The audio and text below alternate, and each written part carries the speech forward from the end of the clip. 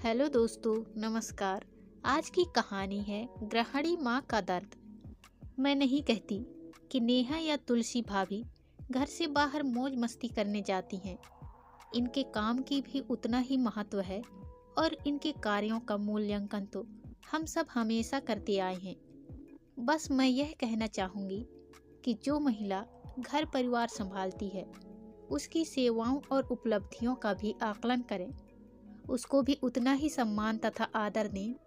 तब उसमें यह हीन भावना नहीं आएगी कि उसकी गृहिणी की भूमिका दूसरों की तुलना में किसी भी दृष्टि से कम महत्वपूर्ण नहीं है। घर की सार संभाल अपने आप में ही एक फुल टाइम जॉब है। दरवाजे पर लगातार आ रही थपथपाहट की आवाज़ सुनकर आरती जब हड़बड़ाकर जागी तो निगाहें सीधे घड़ी पर पड़ी। 7 बज गए थे।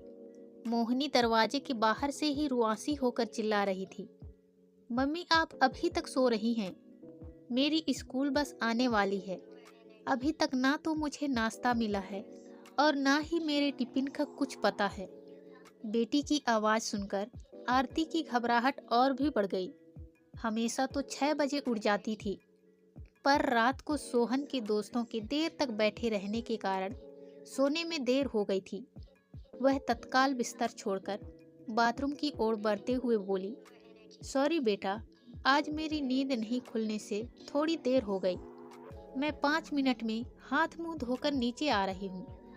आरती दैनिक कार्यों से निवृत्त हो साड़ी बदलकर बाहर निकली तो दरवाजे के बाहर खड़ी मोहिनी का फूला हुआ चेहरा देखकर उसे मनाने के लिए प्यार से उसका गाल थपथपाते हुए बोली, गुड मॉर्निंग मोहिनी, तुम नाराज क्यों हो रही हो? अभी तुम्हारा नाश्ता और टिफिन तैयार कर देती हूँ। आज पता नहीं नींद कैसे नहीं खुली, पर केशव तो आ गया होगा। तुम उसको कहकर कम से कम अपना दूध नाश्ता तो ले लेती। केशव किचन में हो तो उसको नाश्ते के लिए कहूँ ना। वह तो कितनी देर से ताऊजी के कमरे में है, मुझे नहीं मालूम क्या कर रहा है।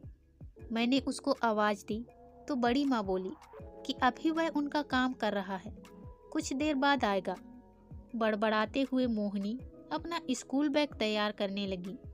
आरती नीचे पहुंची तो लगा सारे घर में अफरा तफरी मची हुई थी। अम्मा जी का भी मूड खराब लग रहा था। उसको देखते ही पास में अखबार पढ़ते हुए बाबूजी को संबोधित करके बोली, आजकल क्या जमाना आ गया है। पहले तो रात को 12 बजे तक टीवी देखने या दोस्तों से फुर्सत नहीं मिलती, फिर सुबह समय पर उठा नहीं जाता। क्या हाल कर रखा है घर का। व्यवस्था नाम की कोई चीज ही नहीं है। हमारे जमाने में मजाल नहीं थी कि इतनी देर तक सोते रहें। सुबह 4 बजे उठकर 7 बजे तक चाय नाश्ते का सारा काम निपटा देते थे। अब तो हालात यह है कि सुबह समय पर चाय भी नसीब नहीं होती। क्या करें, लाचारी है। पाँव में इतना दर्द रहता है कि उठा नहीं जाता, वरना चाय के लिए इतनी देर तक इंतजार क्यों करना पड़ता। अखबार पढ़ते पढ़ते ही उसके ससुर जी बोले, सुबह सुबह भाषण देना बंद करो। आज आरती को उठने में कुछ देर हो गई तो इतना बवंडर खड़ा करने की क्या जरूरत है। तुम्हारी दूसरी 2 बहुएं भी तो हैं, उनको कहकर चाय बनवा लेती या केशव को आवाज दे देती। आरती बिना कुछ बोले चुपचाप रसोई में आकर दूध चाय की तैयारी करने लगी। मोहिनी का दूध उसने ठंडा करके भगोने में डाला और अम्मा बाबूजी की चाय तैयार कर उनको हॉल में दे आई। मोहिनी के टिफिन के लिए 2 आलू के पराठे बनाकर रख दिए। इस बीच बड़े भैया भी तैयार होकर नीचे आ गए। आते ही आवाज लगाई, केशव मेरा नाश्ता और दूध लेकर आओ, मुझे आज ऑफिस जल्दी जाना है। वह सोचने लगी, बड़े भैया भी अजीब हैं। केशव उनके कमरे में ही लगा हुआ था, वे अभी वहीं से आए हैं। उन्हें साफ दिख रहा था कि वह अकेली ही रसोई में काम कर रही थी, पर जानबूझकर अनदेखा कर रहे हैं। एक मन तो हुआ कि वह भी करने दें उनको केशव का इंतजार। उससे तो उन्होंने नाश्ता मांगा नहीं था। केशव जब उनके कमरे से आएगा तो अपने आप नाश्ता बनाएगा। फिर सोचा, वह उनकी क्या बराबरी करे। बड़े भैया को नाश्ता पकड़ाकर वह फिर से रसोई में आ गई। सोच रही थी कि इस घर में सबसे फालतू तो वही है। बाकी तो सब कामकाजी हैं। घर में उसके अलावा 2 बहुएं और भी हैं, पर चूंकि वे वर्किंग वूमन हैं, अतः उनसे किसी प्रकार की सहायता की अपेक्षा करना उचित नहीं समझा जाता। बड़ी भाभी लेक्चरार हैं। उनको तो अपने कॉलेज और ट्यूशन से ही फुर्सत नहीं मिलती। सुबह 8:30 बजे तक तैयार होकर आराम से नीचे उतरती हैं। उनके नीचे आते ही सब सजग हो जाते हैं। अम्मा जी फिर से आवाज लगाती हैं, आरती, नेहा आ गई है, उसका नाश्ता भी मिलवा दो, उसको कॉलेज के लिए देर हो रही है। भाभी जी को स्वयं कॉलेज जाने की इतनी जल्दी नहीं होती, पर अम्मा जी उसके सामने कितनी विनम्र हो जाती हैं। वह रसोई में घर के दूसरे सदस्यों के चाय नाश्ते और खाने की तैयारी में लगी है। भाभी के बच्चों का नाश्ता टिफिन हमेशा वही तैयार करती है। केशव को तो कभी कोई आवाज देता है तो कभी कोई बुलाता है। उसे सुबह सुबह रसोई में काम करने का समय ही नहीं मिलता। फिर भी सब अनजान बनने का अभिनय करने में माहिर हैं। इसी बीच अभिनव और तुलसी भी तैयार होकर नीचे आ जाते हैं। तुलसी विकास के साथ ही ऑफिस जाती है। तुलसी एक तो घर की छोटी बहू है, ऊपर से बड़े बाप की बेटी। उससे तो कोई उम्मीद करना भी कोई नहीं रख सकती। वैसे भी माँ जी का छोटे बेटे और बहू के प्रति बहुत ही सॉफ्ट कॉर्नर है। यूं तो माँ जी से अपनी चाय बनाने के लिए भी नहीं उठा जाता, पर जब अभिनव और तुलसी आते हैं तो उसके तैयार किए गए नाश्ते या खाने में कुछ फेर बदल कर उन्हें खिलाती है। जितनी देर वो रसोई में रहती है, उनका मीन मेख निकालना जारी रहता है। सारे समय इस तरह की टोका टाकी सुनकर बहुत चिढ़ होती है। कभी कभी तो उसका मन करता उल्टा जवाब दे दे, पर फिर उसका संस्कारी मन आड़े आ जाता है।